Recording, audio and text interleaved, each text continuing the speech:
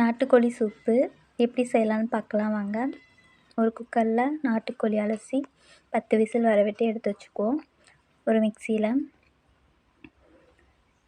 இஞ்சி, பூண்டு, சின்ன வெங்காயம் 4 சேர்த்து பேஸ்ட்டாக அரைச்சி வச்சுக்குவோம். அதுக்கு தேவையான ஒரு கைப்பிடி அளவு சின்ன வெங்காயம், 4 தக்காளி, 4 பச்சை மிளகா, தேவையான சோம்பு, கிராம்பு, பட்டை எல்லாம் 10 விசில் வர விட்டு நாட்டுக்கோழி எடுத்து வச்சுருக்கோம். ஒரு பாத்திரத்தில் 2 ஸ்பூன் நல்லெண்ணெய் ஊற்றி அது கூட சோம்பு, கிராம்பு,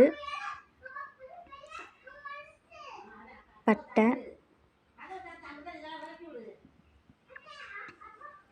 அன்னாச்சிப்பூ, இலை எல்லாம் சேர்த்து பொன்னிறமாக வதங்கினதுக்கப்புறம் 4 பச்சை மிளகா, கருவேப்பிலை, ஒரு கைப்பிடி சின்ன வெங்காயம், அது நல்லா பொன்னிறமாக வதங்கினதுக்கப்புறம் மஞ்சத்தூள், இஞ்சி பூண்டு பேஸ்ட்டு, அது பச்சை வாடை போகிற அளவு வதங்கினதுக்கப்புறம் தக்காளி சேர்த்துக்கலாம். தக்காளி கூட உப்பு, 2 ஸ்பூன் வரமிளகா, 2 ஸ்பூன் மல்லித்தூள் சேர்த்து வதங்கினதுக்கப்புறம் அது கூட நாட்டுக்கோழியை எடுத்து பிரட்டிக்குவோம்.